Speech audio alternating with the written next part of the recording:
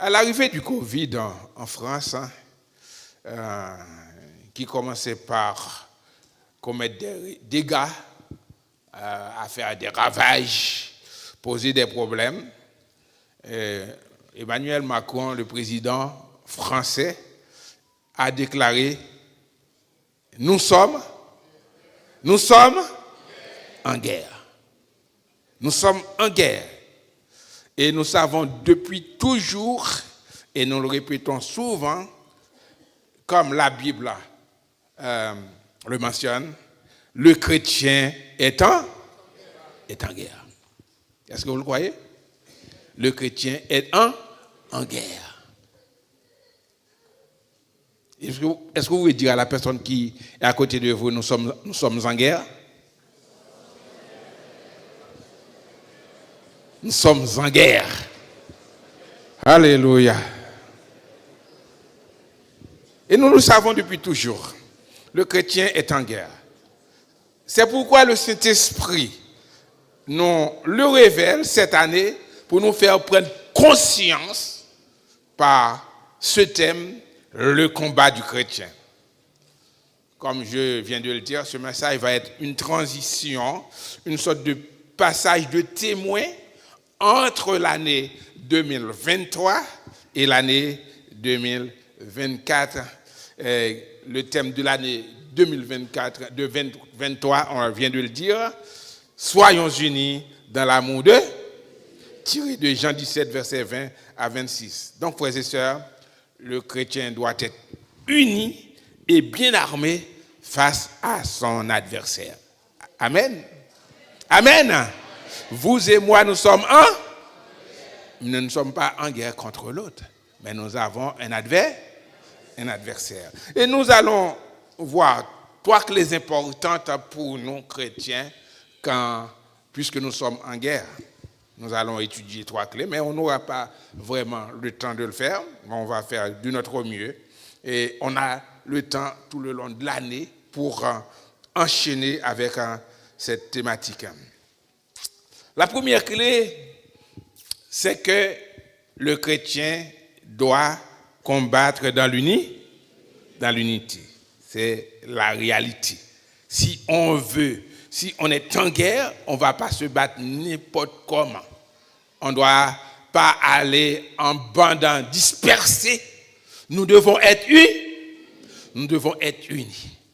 On ne va pas se battre chacun pour soi. Nous devons être unis. Frère Séné avec moi, évangéliste Mo avec moi, et moi, je suis avec les pasteurs Jean-Étienne et pasteur Richard. Nous sommes unis pour affronter notre ennemi commun. Deuxième clé qu'on doit peut-être présenter, c'est que on doit connaître son adversaire. Parce que chaque adversaire a sa façon de procéder. Il faut connaître l'adversaire. Même quand il y a un match de football, on n'affronte pas Barcelone de la même façon qu'on affronte Real Madrid. C'est pour ça qu'il y a des personnes, des espions qui vont partir, qui vont voir, qui vont essayer de visionner comment joue Real Madrid ou bien comment joue Barcelone. Et ça se fait aussi. Real Madrid va visionner, va voir comment l'équipe, ou bien Paris Saint-Germain ou une autre équipe, joue avant de l'affronter. Nous devons connaître notre adversaire. La troisième clé que nous devons avoir, c'est que nous devons avoir des armes appropriées pour pouvoir affronter notre ennemi. Et combattre, c'est quoi combattre? C'est pas quelque chose de hasard qu'on fait n'importe comment. C'est un mot hébreu, laokan, qui nous donne ce mot en hébreu. C'est livrer bataille, faire la guerre, s'engager dans la bataille. Et on trouve ça C'est ce mot qu'on trouve en hébreu dans Exode 14, verset 14. L'Éternel combattra pour vous, l'Éternel l'arcane pour vous, et vous gardez le si. C'est l'arcane, c'est le combat. Combattre. Et le nom en hébreu, c'est Kérad, qui signifie bataille ou guerre. Lutte de combattants armés. Lutte des combattants armés. C'est bataille, guerre. Peuple Israël en guerre contre Palestine. On peut dire que c'est le peuple d'Israël en Kérad. Kérad contre la Palestine. C'est le mot grec qui nous donne ça. En grec, le combat, c'est le mot hébreu. En grec, le combat, c'est machomain. Et en latin, c'est bellum. C'est bellum, c'est pourquoi il y a une phrase en latin qui dit « Qui vis pacem para bellum ». Celui qui veut la paix prépare la guerre. C'est bellum en latin. Qui vis pacem para bellum. Et qui veut la paix prépare la guerre. Et nous sommes dans un combat spirituel. Le combat spirituel, c'est la faculté qu'on a pour nous défaire des obstacles que l'ennemi dresse sur notre route. Pour nous détourner, l'ennemi, il est sur notre route, c'est le combat spirituel, pour nous détourner de Dieu, pour nous amener à désobéir à la volonté de, à marcher comme on veut. Mais nous savons que dans le combat, nous avons des armes. La parole de Dieu. C'est une armure vraiment extraordinaire. Nous avons le Saint-Esprit, nous avons la parole et nous avons les armes spirituelles en général pour nous aider à lutter contre notre ennemi. Et on parle beaucoup d'ennemis, mais qui est notre ennemi? Est-ce qu'on peut dire notre ennemi? C'est Satan. Satan est notre ennemi. En grec, c'est Satanos. En hébreu, c'est Satan. Et en latin, c'est Satana. N'oublions pas que c'est une créature céleste. Il était un ange, comment dirais-je, Lucifer, porteur de lumière. Il est l'accusateur, l'adversaire. Il est le diable, le prince des démons. Et n'oubliez pas, on va voir ça plus loin, Jésus l'a appelé, quand Pierre était venu dire à Jésus, tu ne peux pas mourir, Dieu ne permettrait pas ça, et ça, je ne le permets pas moi non plus. Jésus l'a dit, on l'a dit ça en latin, va de rétro, Satana, arrière de moi, Satan. Arrière de moi, Satan. Satan est notre adversaire. Nous sommes dans un combat, l'arcane. Et cela signifie que nous avons un ennemi qui nous livre bataille. Il nous faut être bien armés pour pouvoir vaincre cet ennemi. La paix de Jésus soit avec vous. Et avant d'aller plus loin, nous avons deux passages pour le thème. Deux passages pour le thème. C'est quoi les deux passages? On l'avait dit. 2 Corinthiens 10, verset 3 à 4. On va lire même le verset 5. On va relire. Si nous marchons, notre évangéliste l'a lu pour nous, notre évangéliste Manotte. Si nous marchons dans la chair, nous ne combattons pas selon la chair, car les armes avec lesquelles nous combattons ne sont pas charnelles, mais elles sont puissantes par la vertu de Dieu pour renverser des forteresses. Nous renversons les raisonnements et toute hauteur qui s'élève contre la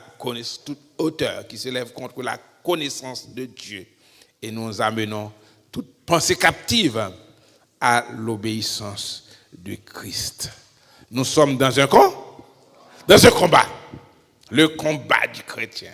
Mais nous ne combattons pas n'importe comment. Nous avons des armes spirituelles. Et nous avons des puissances. Nous combattons contre des puissances. Et les armes que nous avons, qui viennent de Dieu, ces armes-là peuvent, comment dirais-je, anéantir. Parce que on a quand on des forteresses, des citadelles, des châteaux forts, on peut les renverser. Amen. On va voir ça plus tard. Et l'autre passage qu'on a, c'est 1 Timothée 4, verset 10. 1 Timothée 4, le verset 10, où il dit, nous travaillons, en effet, lisez ça avec moi. Amen. Dites ça avec moi, à haute voix. Nous travaillons et nous combattons. Encore, et nous combattons. Parce que nous mettons notre espérance dans le Dieu vivant, qui est le sauveur de tous les hommes, principalement des croyants.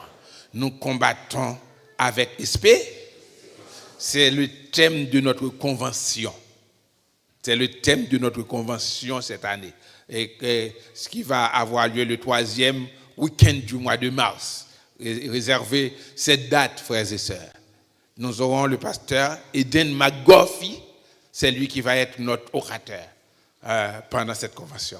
Et le thème, c'est chrétiens combattons avec espérance. Est-ce que nous là? Chrétiens combattons, parce qu'on ne combat pas en vain.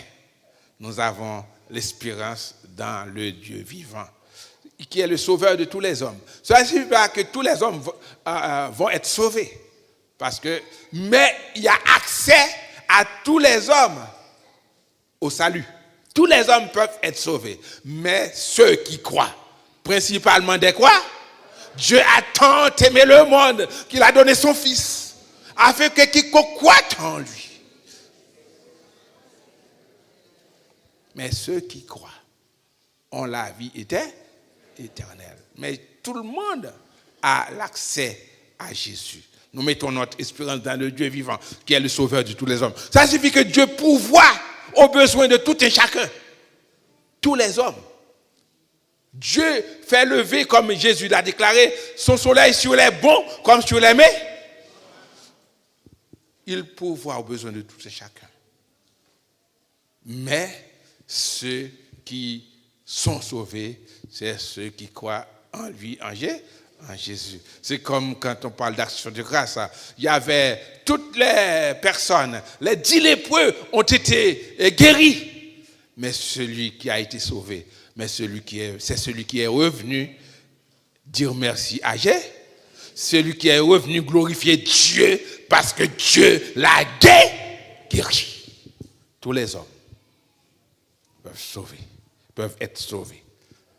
Dieu prend soin de tous les hommes.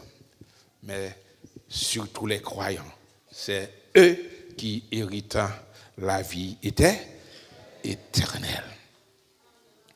La paix de Jésus soit avec vous. Bon, nous allons attaquer une clé quand même. La première clé est très importante.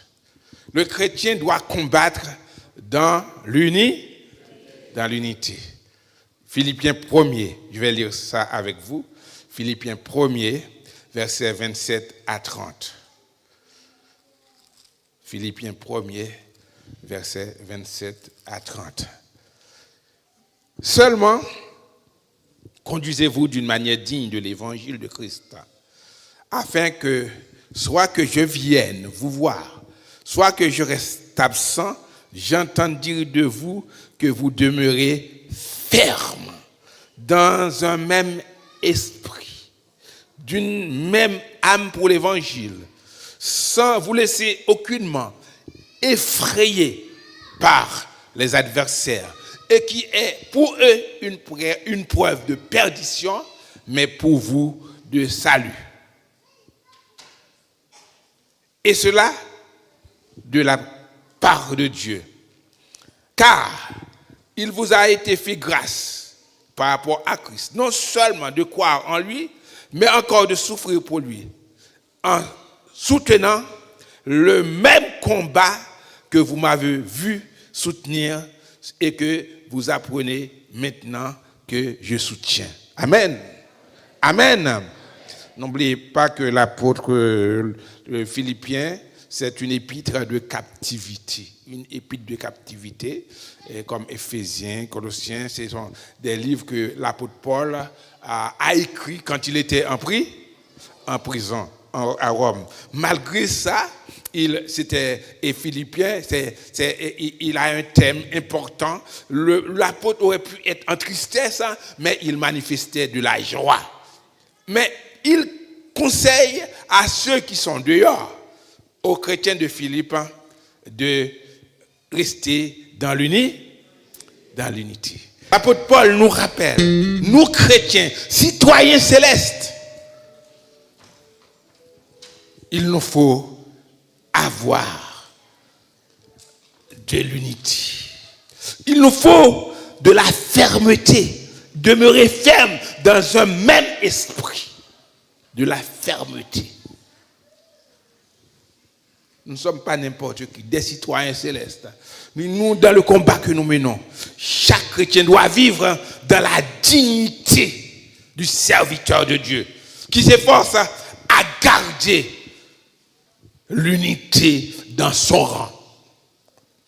Est-ce que c'est ce que je fais? Souvent, nous sommes là, nous voulons, au lieu d'aider les autres à s'unir, mais nous sommes là pour semer la division, des graines de division. On sème la division dans le rang. Oh, on commence par critiquer les frères, critiquer les sœurs, critiquer l'église, critiquer les pasteurs, critiquer. Là, lorsqu'on fait ça, on sème de la division. On est faible. On ne peut pas gagner dans cet état. Pour remporter la victoire, il faut avoir dans le cœur la volonté. Est-ce que vous avez la volonté de rester dans l'unité? De vivre l'unité que Christ nous donne, que Christ nous ordonne. Est-ce que vous avez cette volonté? Souvent, on ne ressent pas ça. Il nous est ordonné de combattre dans un même esprit. C'est ce qui est dit. Dans un même esprit, combattant d'une même âme pour la foi de l'évangile. L'année, c'est le combat du chrétien. Est-ce que vous combattez avec moi dans un même esprit? Est-ce que je combats avec le pasteur Richard dans un même esprit? Est-ce que je combats avec l'évangéliste dans un même esprit? On cherche à troubler le peuple de Dieu parce que je veux me porter en avant. Je veux me montrer. Nous devons combattre dans un même esprit, d'un commun accord. Le même esprit, c'est ça. Avec un esprit d'unité, avec les mêmes sentiments. Et si on regarde le chapitre 2, qu'est-ce qu'il a dit? Si donc il y a quelque consolation en Christ, il y a quelque soulagement dans la charité, s'il y a quelque union d'esprit, s'il y a quelque compassion et quelque miséricorde, rendez ma joie parfaite. Ayant quoi?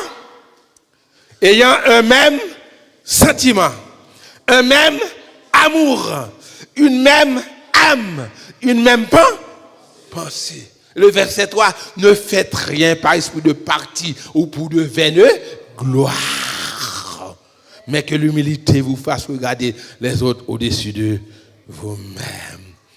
Il faut que nous gagnions le même esprit, frères et sœurs. Même âme, d'une même âme, nous devons combattre. L'âme, c'est la vie de la personne, désigne la vie d'une personne. On oublie que Dieu, il y a le oua, c'est l'esprit. En grec, et pneuma, comment dirais-je, en hébreu, et pneuma en grec. On trouve pneumologie, tout un tas de thèmes comme ça.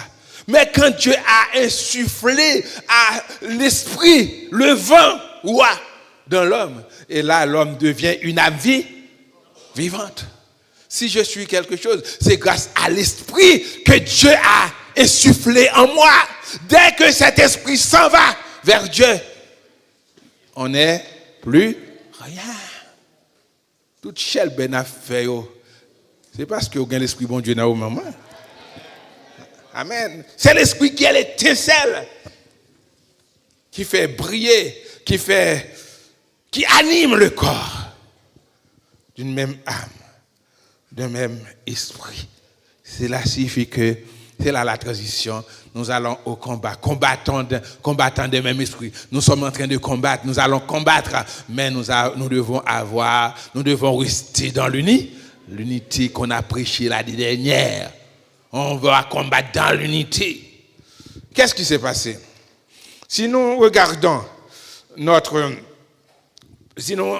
pas notre unité, le combat est déjà perdu d'avance. Nous sommes déjà vaincus. Nous sommes voués à l'échec s'il n'y a pas d'unité. Jésus l'a déclaré dans Marc 3, versets 24 à 25. Si un royaume est divisé contre lui-même, ce royaume ne peut subsister.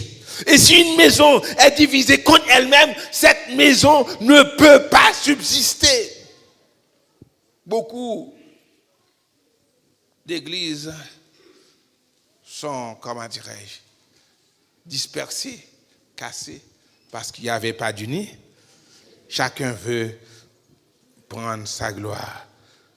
On est dans le champ ensemble. Pour ma gloire, je fais ce que je veux. On parle mal aux autres. On désigne des boucs émissaires. C'est le pasteur. Des frères, on les critique. Je veux me faire valoir ma puissance, ma connaissance, ma position. Tu ne sais pas qui suis-je, ou bien ma richesse. Parce que je suis à l'église, j'ai de l'argent, je peux faire ce que je veux. Au lieu de soutenir l'autre dans le travail.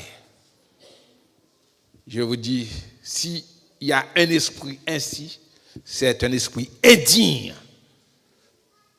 Indigne. Qui est incohérent avec le combat que nous menons en tant que chrétiens. Nous ne devons pas gagner un esprit plus gros que l'autre. Il ne faut pas avoir la grosse tête dans l'évangile.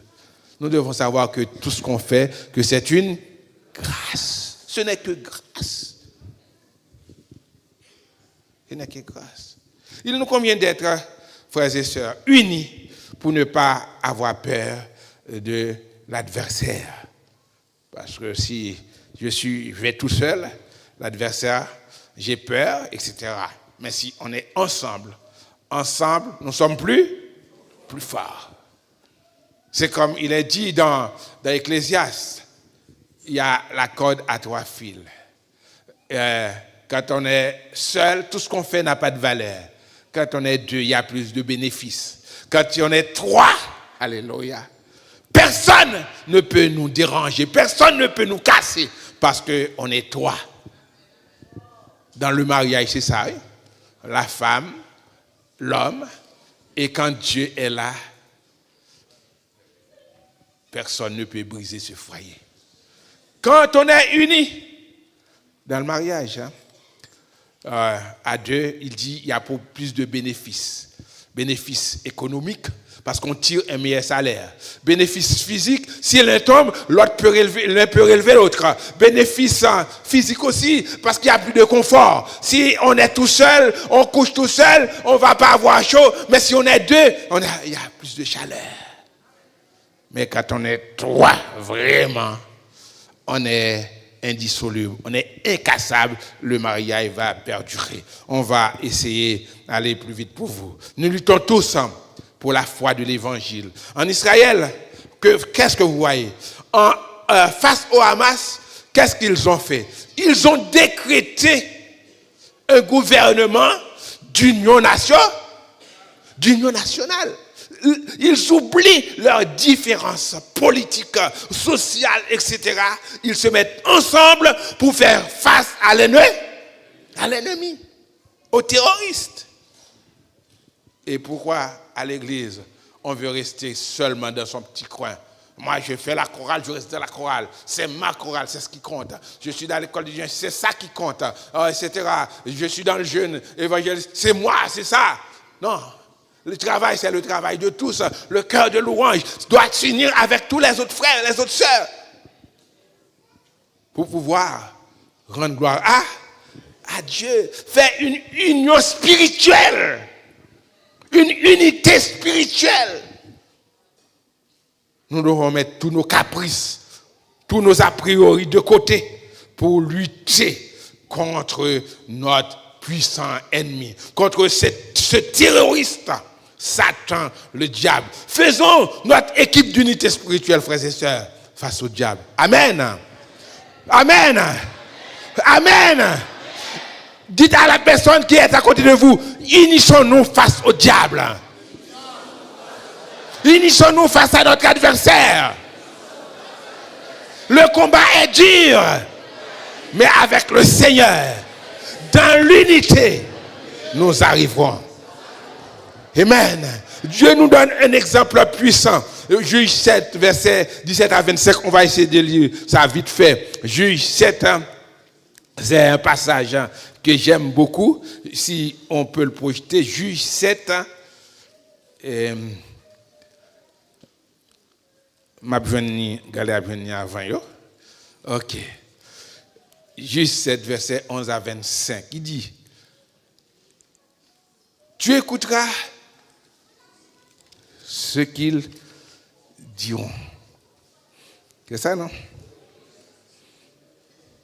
C'est pas verset 11, on va lire verset 17 plutôt. Verset 17. Il leur dira: vous me regarderez comme moi, dès que j'aborderai le camp, vous ferez ce que je ferai. Et quand je sonnerai de la trompette, moi et tous ceux qui seront avec moi, vous sonnerez aussi de la trompette tout autour du camp. Et vous direz: pour l'Éternel et pour Gédéon. Gédéon et les 100 hommes qui étaient avec lui arrivèrent aux abords du camp au commencement de la veille du milieu. Comme on venait de placer les gardes, ils sonnèrent de la trompette et brisèrent les cruches qu'ils avaient à la main. Les 3 corps, alléluia. Dites ça avec moi, dites le verset avec moi. Les 3 corps sonnèrent de la trompette et brisèrent les cruches. Ils saisirent de la main gauche les flambeaux et de la main droite les trompettes pour sonner, et ils s'écrièrent: épée pour l'Éternel, épée pour Gédéon. Ils restèrent chacun à sa place autour du camp. Et tout le camp se mit à courir, pousser des cris et à prendre fuite. Les 300 hommes sonnèrent encore de la trompette. Et dans le camp, l'Éternel leur fit tourner l'épée les uns contre les autres. Le camp s'enfuit jusqu'à Beth-Shitta, vers Serera, jusqu'au bord d'Abel-Mehola, près de Tabat. Les hommes d'Israël se rassemblèrent, ceux de Nephtali et Azer, et de tout Manassé. Ils poursuivirent Madian. Gédéon envoya des messagers dans toute la montagne d'Éphraïm pour dire: descendez à la rencontre de Madian et coupez-leur le passage des eaux jusqu'à Beth-Bara et celui du Jourdain. Tous les hommes d'Éphraïm se rassemblèrent et ils s'emparèrent du passage des eaux jusqu'à Beth-Bara et de celui du Jourdain. Ils saisirent 2 chefs de Madian, Oreb et Zeb. Ils tuèrent Oreb au rocher d'Oreb et ils tuèrent Zeb au pressoir de Zeb. Ils poursuivirent Madian. Ils apportèrent les têtes d'Oreb et de Zereb à Gédéon de l'autre côté du Jourdain. Amen. Amen. Est-ce que vous voyez ça? Le peuple a remporté la victoire parce qu'il y avait une obéissance, une écoute à la parole du leader. Il y avait de l'unité dans l'action. Souvent, dans nos assemblées, on refuse de suivre les consignes. du responsable. Chacun veut faire comme il entend, ce qu'il veut. Tout le monde veut être chef. Et quand on fait comme ça mène à l'échec. L'Église de Dieu, frères et sœurs, nous avons ici. Et c'est une grâce.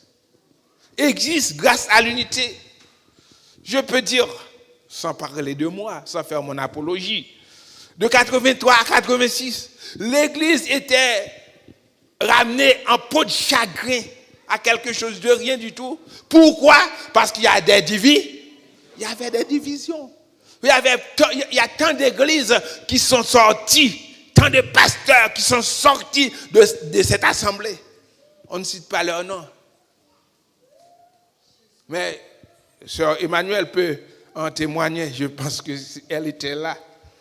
Quand Dieu nous a appelés en 86, décembre 86, aux côtés du pasteur Jean. Et tout ça s'est stoppé parce qu'on ne travaille pas. On a pris la décision de ne pas travailler pour soi-même. On travaille pour la gloire de Dieu. On n'est pas là pour diviser l'église. L'église qui était à la dérive.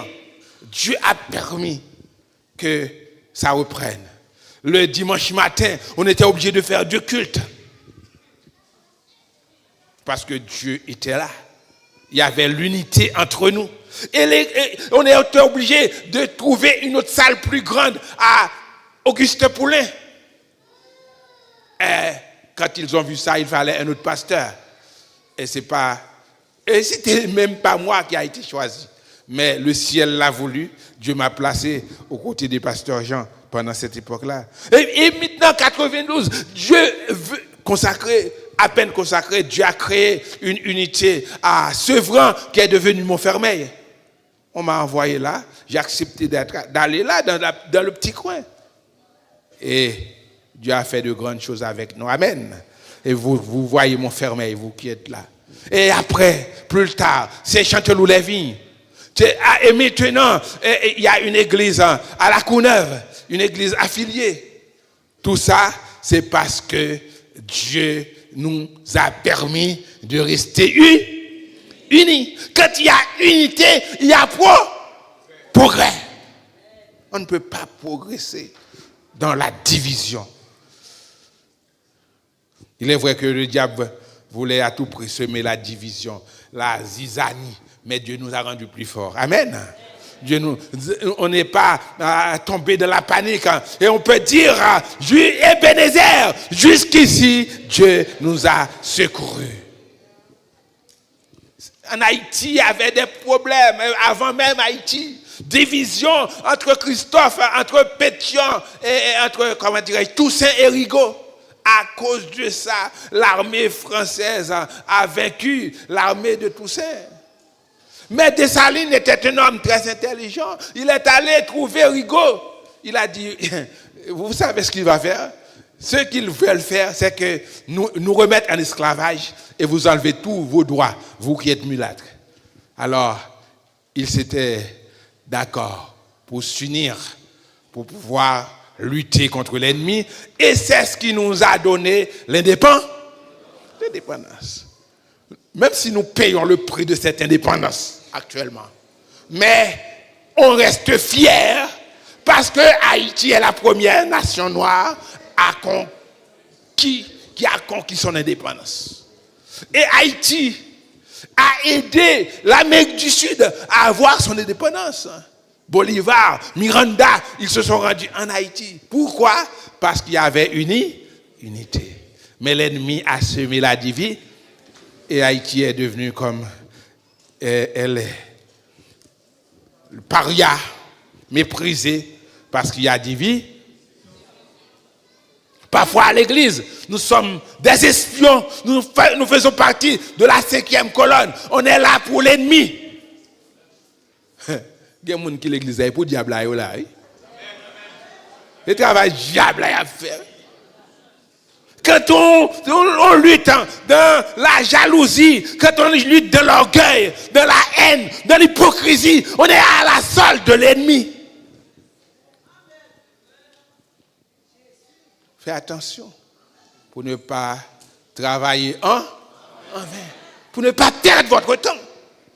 Parfois, on est là, au lieu de s'unir avec les autres, on cherche à diviser. Moi-même, je suis ci, je suis ça. Le pasteur n'a pas le droit. Le pasteur, parfois, je pense que je suis la personne la plus ignoble ici, la plus critiquée, la plus méprisée. Mais je n'ai pas peur. Amen. Amen. Parce que je n'accepte pas n'importe quoi. On peut me critiquer. Je n'ai pas peur. Parce que moi, ce n'est pas moi qui combat. Vous pouvez faire ce que vous voulez avec moi. Vous pouvez faire ce que vous voulez contre moi. Celui qui mène le combat avec moi, pour moi, c'est l'Éternel. Ça doit être ainsi pour chacun de nous. Laissez mener le combat par l'Éternel des armes. David a dit, vous venez avec des armes, des lances, des javelots. Mais moi, je viens au nom de l'Éternel des armées. L'Éternel combattra pour vous et vous gardez le silence. Même si vos ennemis ne m'ont pas rien, je vous aime. Mes ennemis, je vous aime. Mes frères et sœurs, je vous aime. Mais je n'ai pas peur. Je sais que Christ, il avait des ennemis. C'est un de ses disciples qui l'a trahi. Et nous ne devons pas nous comporter comme ça, frères et sœurs. Mais malheureusement, c'est ainsi. Le malin l'a voulu comme ça. Bon, nous allons finir parce qu'il n'y a plus de temps. Nous constatons pour Satan, nous combattons pour Satan quand nous marchons dans l'orgueil, dans l'égoïsme. Nous combattons pour Satan quand nous essayons de s'aimer le doute, la zizanie, la division au sein des enfants de Dieu. Nous combattons pour Satan quand on travaille pour la gloire, dans la jalousie, dans l'hypocrisie et dans la haine. L'Écriture nous dit, sans faille, en Philippiens 3, verset 16, au point où nous sommes parvenus, marchons de même pas. Pasteur Etienne ne marche de même pas. Pasteur Richard ne marche de même pas. Évangéliste Jacques, on ne marchait de même pas. Les jeunes marchent de même pas. Pas parce que nous sommes vieux et qu'on n'a pas de valeur pour vous. Les musiciens marchent de même pas. Le diable va vous dire qu'ils sont là, ils nous... Marchons de même pas. On va s'arrêter là.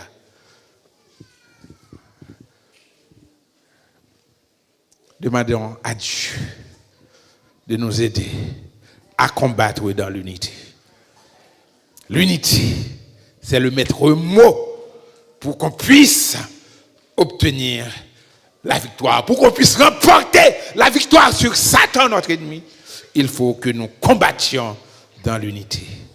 Seigneur, pardonne-nous nos erreurs. Pardonne l'esprit de division. Pardonne la haine. Pardonne, Seigneur mon Dieu, les hypocrisies. Pardonne tout esprit contraire à ta parole qui veut semer la pagaille en notre sein, au sein de ton peuple, au sein de tes enfants. Aide-nous, Seigneur, à être vraiment unis en toi. À être vraiment unis dans ta parole. À être vraiment unis dans ton amour. Au lieu de chercher notre gloire, notre intérêt, qu'on cherche ta gloire, qu'on cherche le bonheur de l'Église, le bonheur des enfants. Pardonne-nous, Seigneur. Aide-nous à vivre pour toi, à marcher avec toi. Et toi, tu mènerais le combat et nous serons victorieux. Au nom de Jésus, qui vit au siècle des siècles.